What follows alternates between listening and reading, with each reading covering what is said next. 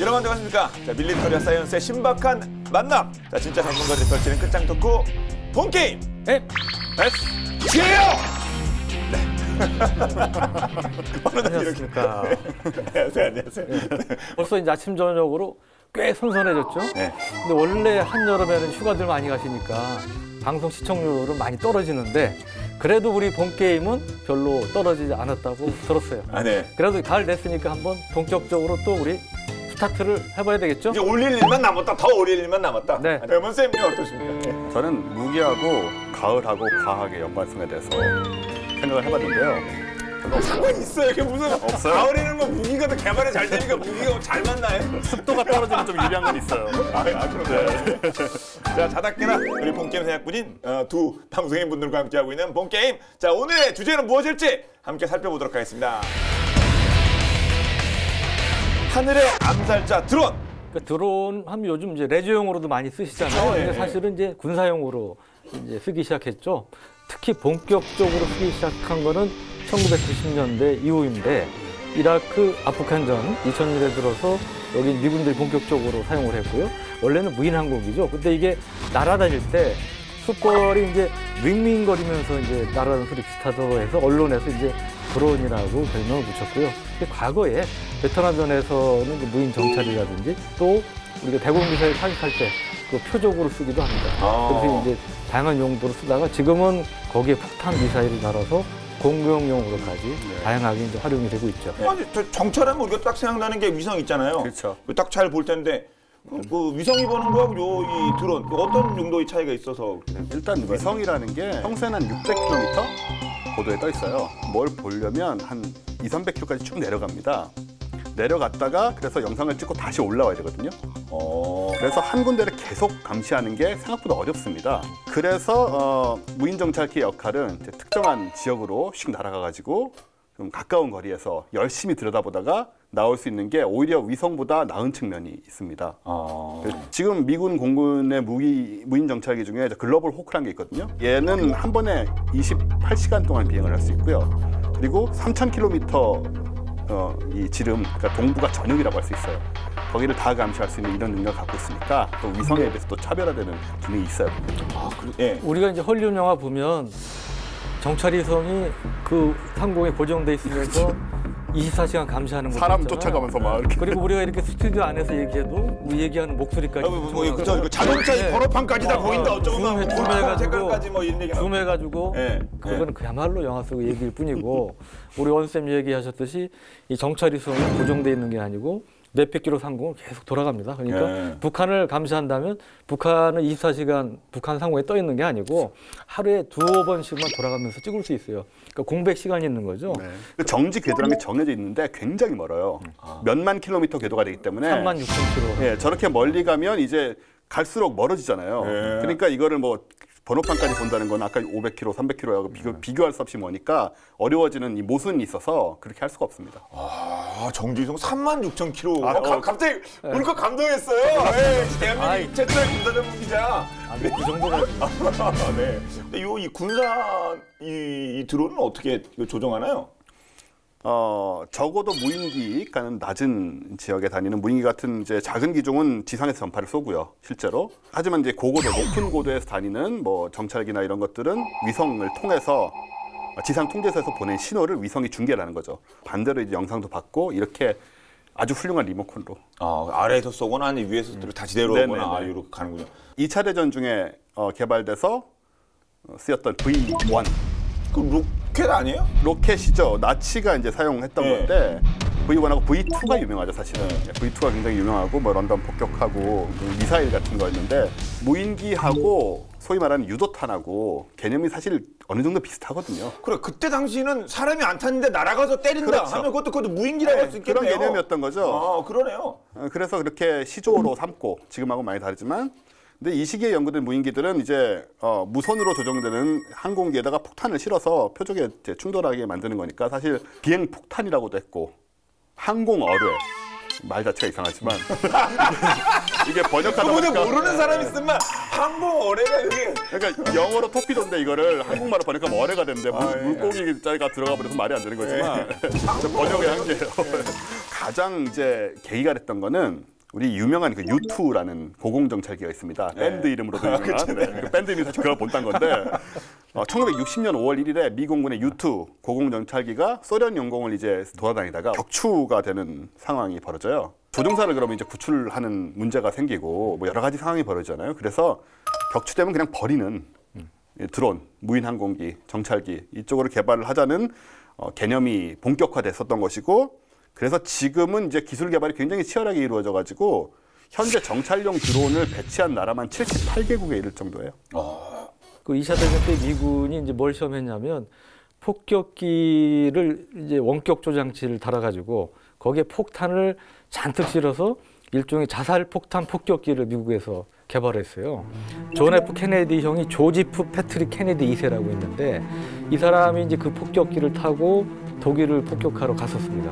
독일 목표물에 도달하기 전에 폭발했어요. 그러니까 원래는 목표물 도달하기 전에 조종사는 낙하산을 타고 탈출하고 이 비행기는 그냥 무선 조종 상태로 해서 이제 목표물을 향해서 타격하게 됐는데 그냥 먼저 폭발한 거예요. 그래가지고 그때 존 F 케네디 형이 죽죠.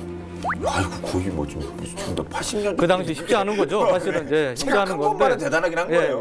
전쟁이라는 게 항상 이제 극한 상황으로 몰아치니까 과학 기술도 그만큼 이제 필사적으로 개발하게 되는 거죠. 따라서 이렇게 무인기 개발에 계속해서 이렇게 열을 올리는 이유는 어디 있을까요?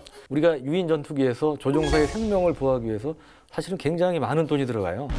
그 탈출과 관련된 장비, 안전을 위한 장비, 뭐 이런 것들이 사실은 전투기에 있어서 굉장히 큰 비중을 차지하기 때문에 레스큐 팀도 또 가야 될 거 아닙니까? 그 비용과 위험을 줄일 수 있다. 그다음에 또 조종사를 잃으면 결국 인명 손실에 대한 그런 비난 여론도 생기는데 그러한 부담을 덜 수가 있다는 게 이제 제일 큰 장점이고요.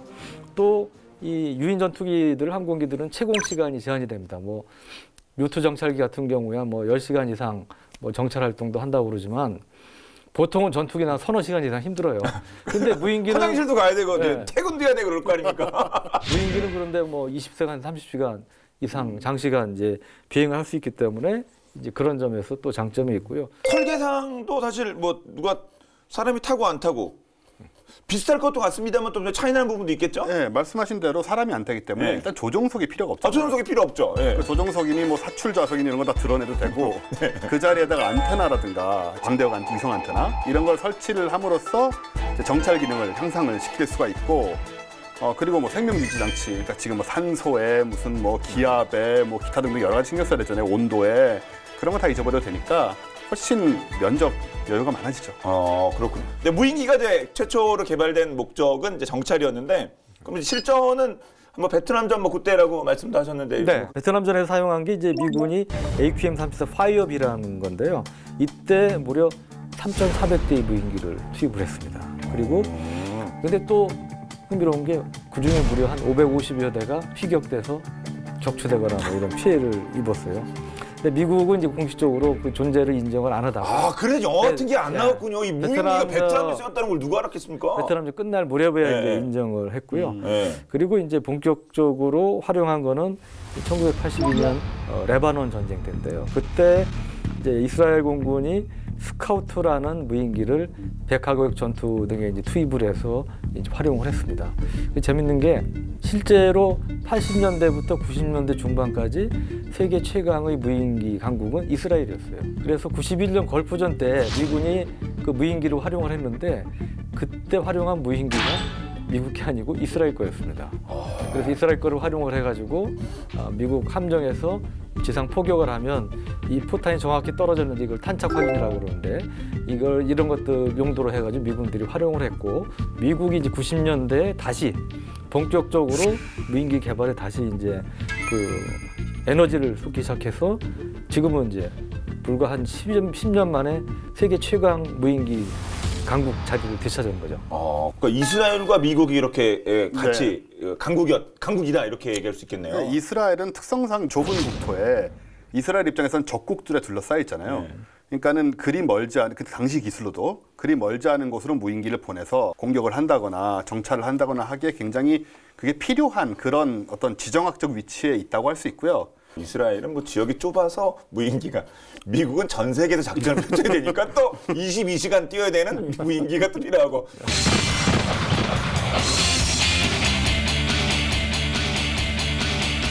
자, 그럼 두 분이 꼽으신 최고의 무인기는 어떤 기종일지, 이스라엘과 미국이 대결이 될 것 같은데요. 자, 그럼 어떤 내용일지 함께 사진 보여주세요. 제가 보기에는 뭐 거기서 거기 똑같이 생겼는데요. 얘가 닮았는데요. 뭐 어째 이런 일이? 네, 둘 다 미국입니다. 예. 아, 그냥 목이 닮은 게 아니라 실제로 다 미국 거예요? 형제지간인데요. 네. 저는 프레데터. 이거는 이제 MQ-1이고요. 리퍼. 네. 이건 MQ-9입니다. 네. 하나는 원이고 하나는 나인이면 이게 형제 아니에요? 이 프레데터를 업그레이드한 게 리퍼입니다. 네. 어. 그 부분이 중요하죠. 업그레이드한 거. 예. 오늘은 저 악수 한번 하셔야 되겠는데. 저는 이게 당연히 이스라엘, 미국으로 나뉠 줄 알았는데. 아까 말씀 정찰, 그다음에 이제 공격 기능을 갖춘 이제 그런 이제 원조격 이 무인기 역사에 있어서 그런 역사를 쓴 무인기가 바로 프레데터입니다. 아니, 형 동생이 이렇게 있으면 예, M1이면 얘가 원조격인데 당연히 형만한 아우가 있겠어요, 이거. 일단 청출어람이라고 예. 저 M1의 한계와 부족함을 채운 기종이 바로 MQ-9이죠. 예. 분명히 뭔가 차이 있어야 돼. 그걸 좀 파고 들어봐야겠죠. 그러면 이제 MQ-1. 실전에서 많은 전가를 올렸다는 게 이제 우리가 이제 주목해서 봐야 되는데, 많은 알카에다 간부들을 이 프레데터가 사실은 뭐 암살이라고 그럴까요? 폭살을 시켰습니다. 그래서 2002년 11월에 이제 예멘에 이제 알카에다 조직 지도자인 하르티를 또 이제 사망케 했고, 2005년 12월에는 알카에다 넘버 3. 예, 아시죠? 넘버 3. 원투는 아니고 넘버 3. 예. 넘버 3. 넘버 3가 중요하잖아요. 아, 그렇죠. 네. 예. 그 작전 책임자였던 아부 함 자라비아, 발음이 어렵네요. 예. 아부 함 자라비아를 또 사살했고요. 그래서 이러한 이제 알카에다라든지 탈레반 지도자를, 수많은 그 지도자들을 암살해가지고 이쪽 알카에다 탈레반한테 정말 공포의 대상이 된 거죠. 96년부터 이제 아프가니스탄 등에서 정찰 활동을 했습니다. 그러니까 우리가 2001년 9.11 사태 그 빈라덴 미 정보 당국에서는 사실은 12년 전부터 빈라덴을 주목을 하고 있었어요. 프레데터를 이제 빈라덴을 감시하는데 이미 이제 활용을 했었습니다. 케냐와 탄자니아의 이제 미국 대사관 이 폭탄 테러 사건이 있었는데, 이 사건 또한 그 배후가 빈라덴이었어요. 그래서 500만 달러의 현상금을 내걸었고 계속 빈라덴을 추적을 하다가 빈라덴 위치를 확인한 적도 있었는데, 문제는 눈으로 확인만 할 수 있고 때릴 수단이 없잖아요.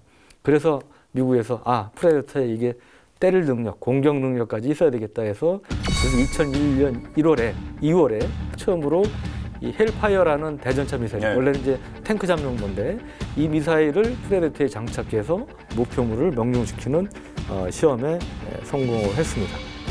아니, 그러면 그때 만약에 공격 그 기능이 장착된 상태였으면 9.11도 없었을 테고 진짜 세계 역사가 바뀌었을 수도 있는 거죠. 그때는 빈라덴이 그렇게 나쁜 사람이 될 거라고는 생각을 못했을 수도 있고, 아직 500만 불이긴 하지만 그때 연상금이 그러니까 미 본토에 그렇게 엄청난 테러를 저지를 거는 그건 상상도 할수 없는, 못 내는 거죠.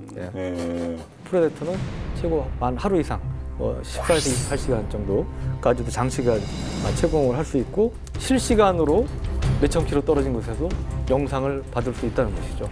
그러니까 정보를 받을 수 있다는 거고, 행동 반경은 약 한 900킬로 정도가 되고요. 최대한 204kg 화물을 싣고 아까 말씀드렸다시피 한 28시간, 18시간 정도를 하늘에서 머물 수 있다.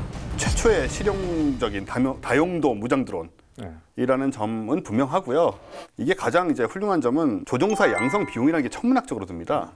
그런 부분을 굉장히 절약할 수가 있고, 예를 들어서 조종사가 뭐 건강해야 되고 저 안경 쓰면 안 되고 뭐 이런 거 네, 있잖아요. 뭐 점토가 많잖아요. 몸에 있으면 안 되고. 그것 중에 일부분은 사실이 아니긴 한데요. 아 그래요? 아 그래. 과장된 거죠. 네, 과장된 게 맞습니다. 뭐 라식 수술하면 안 되고 이게 뭐 흉터 있으면 안 되고 다 그런 거 아니에요? 옛날에 맹장 수술하면 우주선 타고 못 나간다고 그랬거든요. 뭐 기압이 낮아지면 터질 수 있고 다 그런 거 아닙니까? 그렇지 않아요. 이제 우주선도 탈 수 있어요.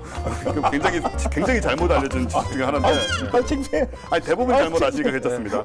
어쨌든 간에 이 비용 같은 거 천문학적인 비용을 훨씬 절약할 수 있고 편리한 운용, 경제성 그리고 실용성 등에서 아주 합리적인 시스템이죠. 네. 애국심만 이렇게 잘 있으면 우리 프로게이머들이 그럴지도 몰라요. 컨트롤은 네, 네. 미스 안 나가 정확하게 함당해 이게.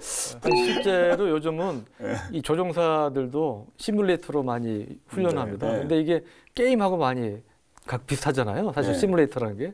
비행기는 모르겠는데 네. 그 탱크 시뮬레이션 하는 그 부대에서는 그 기술병 요건에 프로게이머가 있었어요. 그래서 그 프로게이머 출신의 그 선수가 군 생활을 그 탱크 시뮬레이션 병을 했고 지금 다시 제대를 해가지고 프로게임만 감독하고 있습니다. 네. 방금 말씀하신 그 프레데터가 이제 20몇 년 활동한 다음에 이제 제대한다고 퇴역한다고요?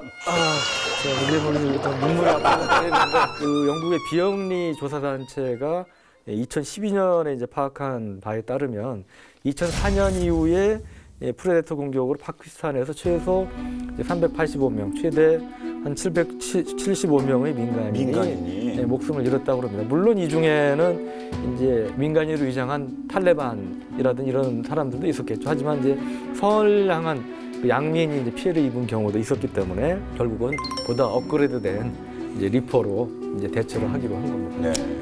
지금 말씀하신 부분들이 대개 이제 민간인 살상 문제, 즉 오폭, 또 표적 타격 실패라든가 이런 부분들의 기술적인 문제들이거든요.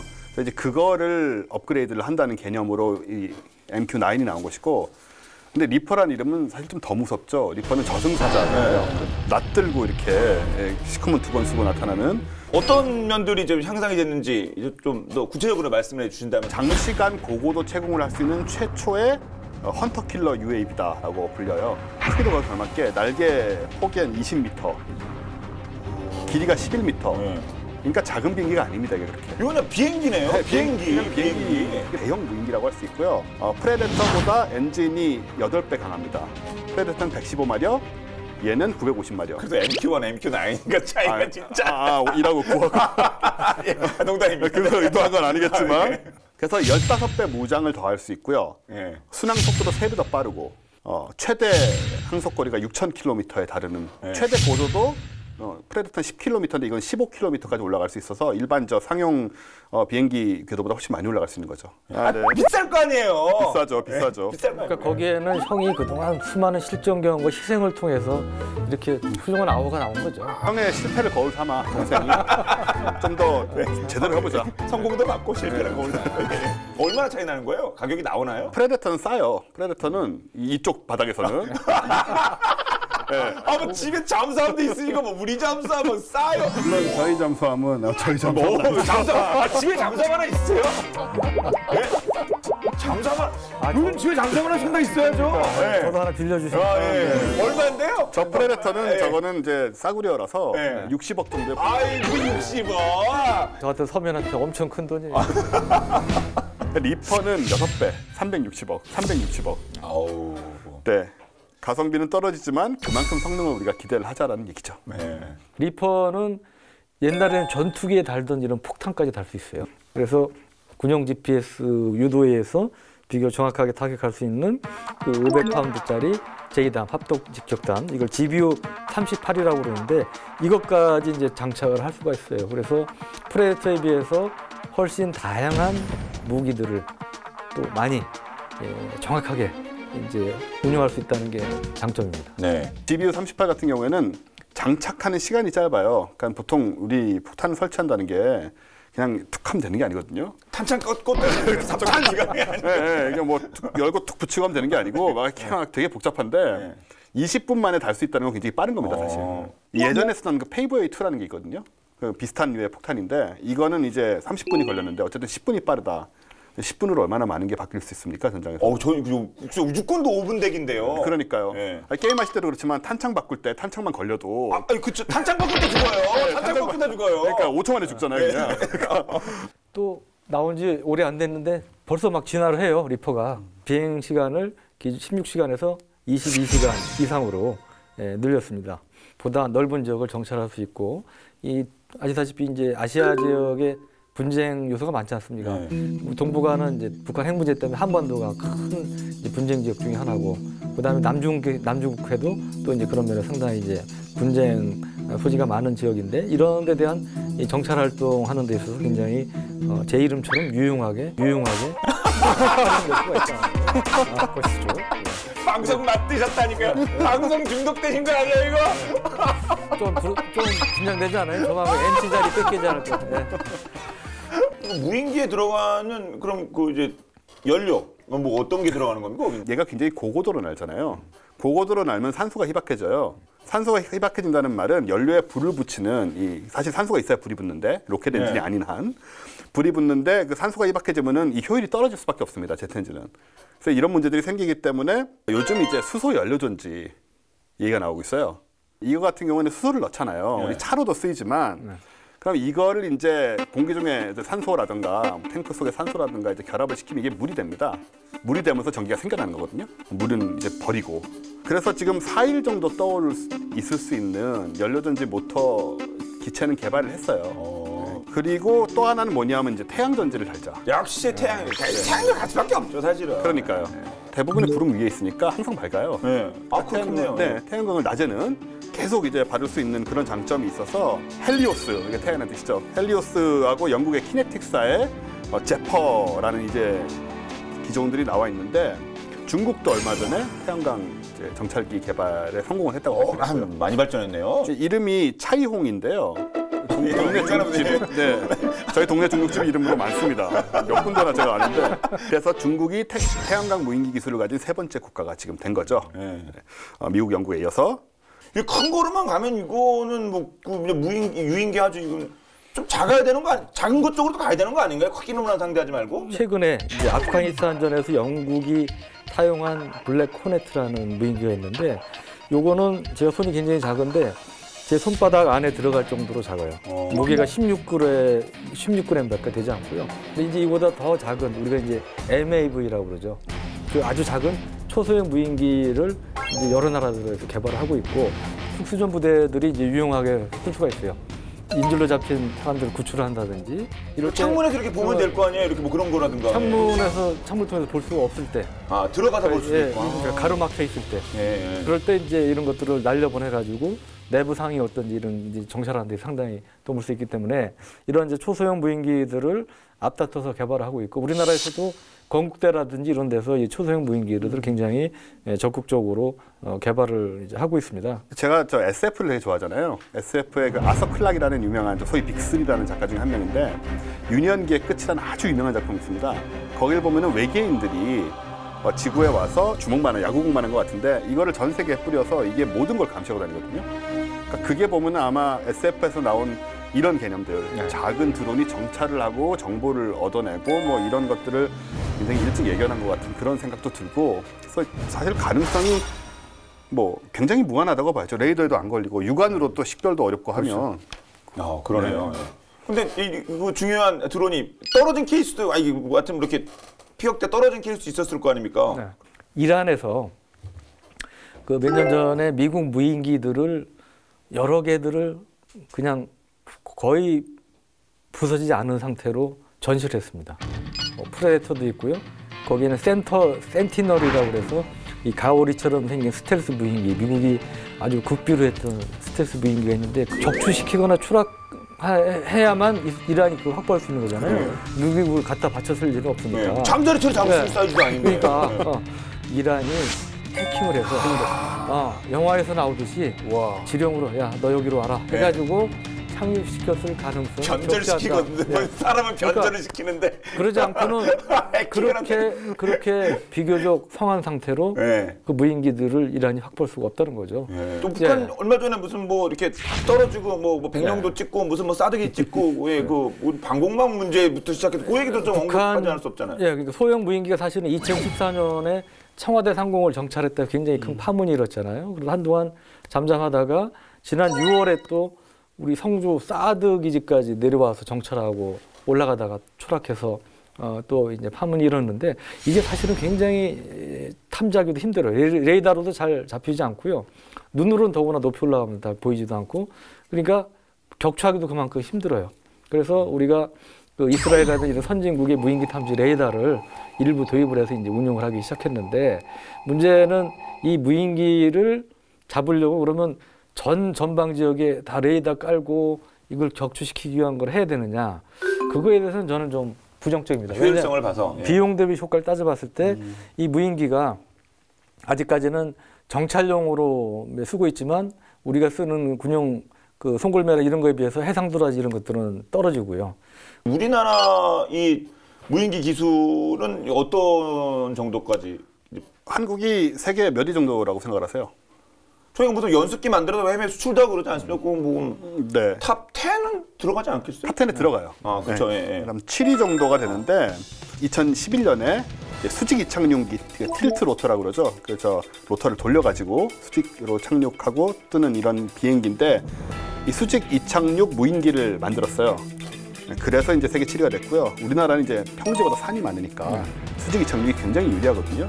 그런 점에서 활줄 없이 다닐 수 있다. 네, 이스라엘제 무인기 서처라는 거를 이제 90년대 도입해서 운용을 하고 있고요. 네. 그다음에 송골매는 이제 국내 한국 항공우주산업 카이라는 데서 만든 건데 군단급에서 이제 쓰고 있고 4단급 무인기를 대한항공에서 만들어서 이제 올해부터 배치를 하고 있습니다. 또 이제 무인기 중에 제일 채공 시간이 긴 장거리 고고도 전략 무인 정찰기 글로벌 호크라고 있습니다. 이 글로벌 호크도 4대를 내년부터 도입을 해서 우리가 이제 전략 정찰용으로 활용을 할 계획입니다. 네. 향후에는 또 이 인공지능이 해야 될까요? 그런 무인기도 나오겠죠? 미 국방성 산하에 고등방위연구기획국 다르파라고 하는 네. 여기서 지금 무인기끼리 서로 통신을 하면서 편대비행 임무를 수행하는 인공지능 무인기 개발 로드맵을 세워놨죠. 아직 만든 건 아니고 로드맵을 세워놨고 또 구글이 지금 뭐 한 몇 년 동안 수백억 달러를 역시 인공지능에 뭐 아시다시피 알파고도 이제 구글이 바탕이 됐던 거였으니까 그리 머지 않아서 아마 적어도 실험 기체들은 나오지 않을까 생각하죠. 네, 향후에는 진짜 뭐 무인기와 유인기의 뭐 싸움도 일어날 것도 같네요. 네, 이렇게 해서 오늘 드론에 대해서 자세한 내용을 나눠봤습니다. 지금까지 MSG의 본게임이었습니다. 그럼 저는 여기서 인사드리고 다음 주 화요일 밤 11시에 다시 찾아뵙겠습니다. 여러분 모두 안녕히 계십시오. 감사합니다. 네, 수고했습니다. 수고했습니다. 저 MQ1 하려고 했는데요. 네. 먼저 하셔가지고 제가 원래 그런 거 좋아하잖아요. 오래되고 뭐. 그러니까요.